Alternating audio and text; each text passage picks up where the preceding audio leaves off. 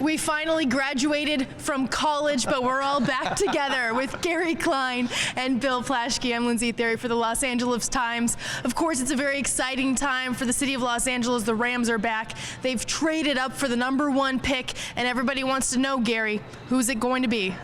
Well, is it going to be Jared Goff from Cal, or is it going to be Carson Wentz from North Dakota State? The Rams being very coy up to the last minute. Gary, you know. Tell us. Just tell us. Well, no, I don't know. My sense is it's probably going to be Jared Goff.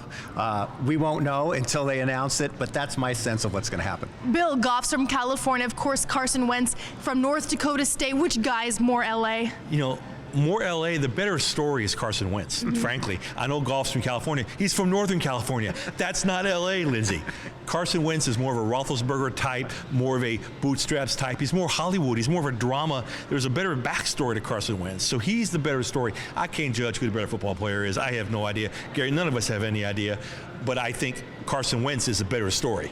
Gary, you and I have watched Jared Goff for the last several years because, like Jared, we were back in college. You've never seen Carson Wentz outside of the combine in a real game situation. How do you think all of that kind of mixes in? I think it all plays into it. I mean, if you're purely looking at statistics and things like that, Jared Goff's thrown way more passes in college. Carson Wentz has played in a system that is more similar to what the Rams run. So there, it's 6 dozen of this, half dozen of the other. But I think what it's going to come down to is the Rams think that Goff, if he's the pick, is the guy that's most ready to step in and play right away. Bill, you love making splashes usually, or waving your arms to make them. How much of a splash was this for the Rams? How much did they need to trade up for this pick? Oh, this was huge. The Rams, when they got here, it was a little big buzz. Then the buzz died, and they didn't do anything in free agency, and they had fallen off the map as far as the radar of LA sports. They were like the 5th or 6th most followed team, and so they needed to do this. They had to do this for the start of LA, for the new era. They had to do this. Now, this new quarterback, unbelievable. The pressure on whoever this is, the pressure on him is going to be unbelievable. He's going to be the face of a newest franchise in the biggest league in the country, in the entertainment capital of the world. Unreal pressure on this kid, and unreal pressure on the Rams making the pick on Jeff Fisher and Les Snead. They can't mess this up. I mean, I'm certain their jobs depend on this. Tons of pressure, tons of drama. Pressure also because they gave up plenty of picks in order to move up. Gary, any idea what they're really looking to do in those later rounds with those picks they still do have?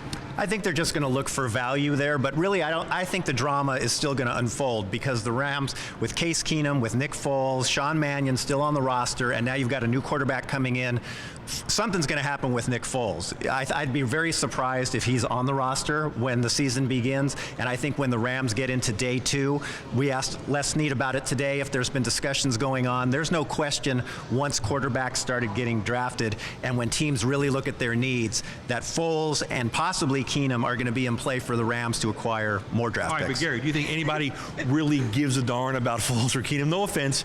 Once this new quarterback is drafted, whoever it is, he's the story, he's the face, he's everything. No, there's no question, Bill, but I'm just talking about in terms of getting more depth, more draft picks, because the Rams gave up a lot, and they're going to try and get something back, and they do have tradable assets in Foles, regardless of how you think Foles played last year. He's a tradable asset. Case Keenum at $3.6 million a year is a good bargain as a backup if the Rams will let him go. And actually, you shouldn't listen to anything I've said. I've been a columnist in this town 20 years, a sports writer, and I have never been a columnist for an NFL team. So I have no idea how the draft even works. And the good news is we'll be able to debate all of this again later in the week after they actually make the pick. All right, with Gary Klein, who's left USC and hasn't missed a beat with the Rams, and Bill Plaschke, I'm Lindsey Thiry for the Los Angeles Times.